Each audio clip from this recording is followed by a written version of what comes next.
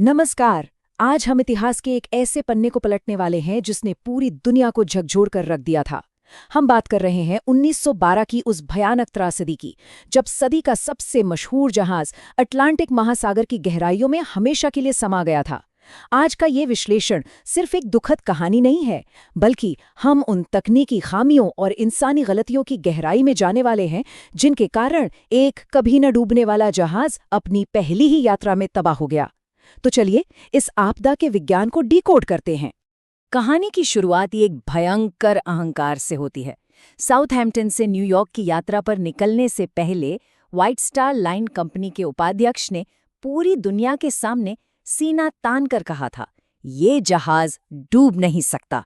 सोचिए, ये सिर्फ एक बयान नहीं था, ये एक ऐसा ओवर कॉन्फिडेंस था जिसने आगे चलकर दुनिया के सबसे बड़े विनाश की नींव रखी। भाग 1, कभी ना डूबने का मिथक। इंजीनियरिंग का अहंकार और चरम विलासिता। 1912 के समय में ये जहाज इंजीनियरिंग का एक ऐसा अजूबा था जिसका विशाल आकार ही उसे एक अजय मिथक बना रहा था। इस भव्यता की कीमत भी कोई मामूली नहीं थी। उस जमाने में इसे बनाने में लगभग $7.5 लाख का खर्च आया था। अगर आज की महंगाई के हिसाब से देखें तो ये रकम एक चौंका देने वाले आंकड़े करीब $40 करोड़ के बराबर बैठती है। और ये बेहिसाब पैसा सिर्फ लोहे या स्टील पर नहीं, बल्कि समंदर के बीचों बीच एक अकल्पनीय विलासिता खड़ी करने पर खर्च किया गया था। जरा सोचिए, जहाज के अंदर स्टेन ग्लास मिरर, बेहतरीन लकड़ी की कारीगरी, गर्म पानी का स्विमिंग पूल और यहाँ तक कि तुर्की बाथ और स्क्वैश कोर्ट भी थे। ये चीज़ें उस समय के बेहतरीन 5 स्टार होटल्स को भी पीछे छोड़ रही थीं। इसी चकाचौंध ने जहाज पर मौजूद बड़े बड़े उद्योगपतियों, मशहूर अभिनेताओं और आम प्रवासियों के दिमाग में एक झूठी सुरक्षा की भावना भर दी थी। उन्हें लगा कि इतनी महंगी और शानदार चीज के साथ भला क्या ही बुरा हो सकता है। भाग 2, टक्कर की शारीरिक रचना, अंधेरे में चेतावनियों को नजरअंदाज करना। 14 अप्रैल की उस भयानक और जमा देने वाली रात को हालात कुछ और ही बयां कर रहे थे। 62 साल के अनुभवी कप्तान एडवर्ड जॉन स्मिथ ने एक बहुत बड़ी गलती की। 48 घंटे पहले से लगातार बर्फ की चेतावनियां आ रही थी, लेकिन उन्हें अनसुना कर दिया गया। फिर रात के 11:39 पर, जब बर्फीली हवाओं से आंखें खुलना मुश्किल हो रहा था, फ्रेडरिक फ्लीट ने अचानक 200 गुणा 400 फीट का एक विशालकाय बर्फ का पहाड़ देखा और तुरंत घंटी बजाई। जहाज को बाईं ओर मोड़ने का आदेश तो मिला, लेकिन तब तक बहुत देर हो चुकी थी। ठीक 1 मिनट बाद ये जहाज 15.5 लाख टन के उस हिमखंड से टकरा गया। इसे थोड़ा तकनीकी रूप से समझते हैं। ये कोई आमने सामने की सीधी टक्कर नहीं थी। जहाज के अगले हिस्से, जिसे बो कहते हैं, वहां से टक्कर शुरू हुई। बर्फ का वो पहाड़ जहाज के मुख्य ढांचे यानी हल के दाहिने हिस्से से लगभग 10 सेकंड तक रगड़ खाता हुआ आगे निकला, जिससे वहां गहरी खरोंचें और बड़े बड़े छेद हो गए। यहीं पर इंजीनियरिंग की सबसे बड़ी विफलता सामने आई। डिजाइन ऐसा था कि अगर 4 वाटर टाइट डिब्बों में पानी भर भी जाए तो भी जहाज नहीं डूबेगा। लेकिन घातक सच्चाई ये थी कि टक्कर साइड में हुई थी, जहां सुरक्षा के लिए केवल एक ही लेयर थी। उस बर्फ ने धातु को ऐसे चीर दिया जैसे कोई तेज रफ्तार कार किसी पेड़ से टकराकर चकनाचूर हो जाए। एक झटके में 6 डिब्बे टूट गए।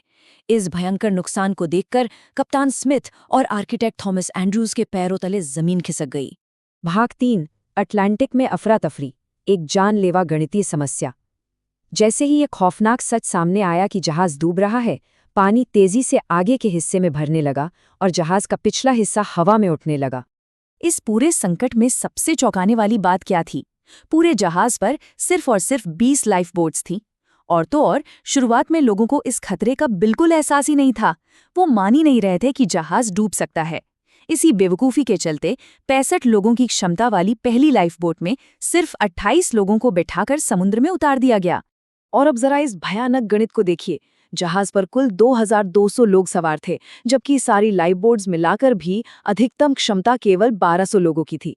यानी 1000 लोगों के बचने की तो कोई गुंजाइश ही नहीं थी। इसी खौफनाक सच ने जहाज पर ऐसी दहशत फैलाई कि रात 2:05 पर जब आखिरी लाइफ बोट उतरी, तब तक लगभग 1500 लोग वहीं फंसे रह गए थे। और फिर 2:20 पर जहाज 2 टुकड़ों में टूटकर पानी में समा गया। इस पूरे घटना में आसपास के जहाज़ों का रोल भी काफी दिलचस्प है। एक तरफ आरएमएस कार्पेथिया था, जो 107 किलोमीटर दूर होने के बावजूद मदद के लिए अपनी पूरी रफ्तार से निकल पड़ा था। दूसरी तरफ SS कैलिफोर्नियन नाम का जहाज सिर्फ 37 किलोमीटर दूर था, बिल्कुल आंखों के सामने। लेकिन उसके कप्तान की लापरवाही देखिए। उन्होंने अपना रेडियो बंद कर रखा था और मदद के लिए छोड़े गए रॉकेट्स को देखकर लगा कि शायद अमीर यात्री पार्टी कर रहे हैं। तो उन 1500 लोगों का क्या हुआ जो पीछे छूट गए थे?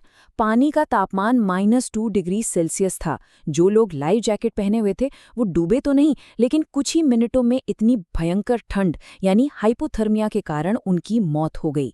कप्तान स्मिथ भी अंत तक जहाज के साथ ही रहे।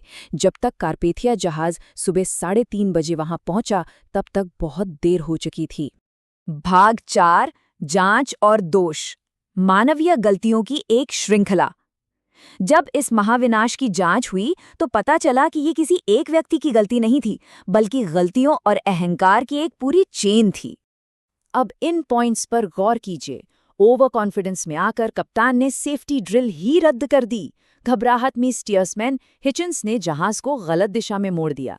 और हद तो तब हो गई जब कंपनी के चेयरमैन जोसेफ ब्रूस ने बर्फ की चेतावनी वाली पर्ची अपनी जेब में छुपा ली। क्यों?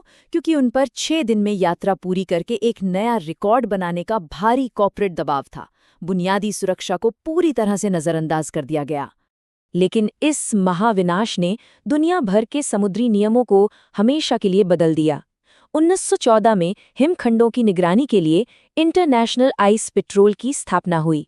इसके अलावा सोलेस यानी सेफ्टी ऑफ लाइफ एट सी जैसी संधियां बनाई गईं और सबसे बड़ा बदलाव, अब ये कानून बना दिया गया कि हर जहाज पर सवार प्रत्येक यात्री के लिए पर्याप्त लाइफ बोट्स होना बिल्कुल अनिवार्य है। भाग 5, मलबे की विरासत, क्षय और आधुनिक आकर्षण। दशकों तक ये मलबा किसी को नहीं मिला, लेकिन 1985 में आखिरकार इसे खोज निकाला गया। आज ये मलबा समुद्र में लगभग 3.8 किलोमीटर की अथाह गहराई और अंधेरे में पड़ा है। लेकिन दुख की बात यह है कि ये हमेशा वहां नहीं रहने वाला। धातु खाने वाले खास तरह के बैक्टीरिया इस मलबे को बहुत तेजी से गला रहे हैं और अनुमान है कि 2030 तक ये ऐतिहासिक ढांचा पूरी तरह से नष्ट होकर समंदर में मिल जाएगा। ये सब हमें एक बहुत दिलचस्प सवाल पर लाकर खड़ा करता है। 110 साल बाद भी हम इस घटना को लेकर इतने जुनूनी क्यों हैं? आपको पता है, एक ऑस्ट्रेलियाई अरबपति टाइटैनिक 2 नाम का बिल्कुल वैसा ही एक नया जहाज बनाने की योजना बना रहे हैं। लेकिन अगर उसमें आज के ज़माने की वाईफाई और टीवी जैसी सुविधाएं नहीं होंगी, तो क्या लोग सच में उसमें सफ़र करना चाहेंगे? क्या ये नया, कभी न डूबने वाला सपना पानी में उतरने से पहले ही लोगों की दिलचस्पी में डूब जाएगा? सोचिएगा ज़रूर। आज के इस विश्लेषण में हमारे साथ जुड़ने के लिए आपका बहुत बहुत धन्यवाद।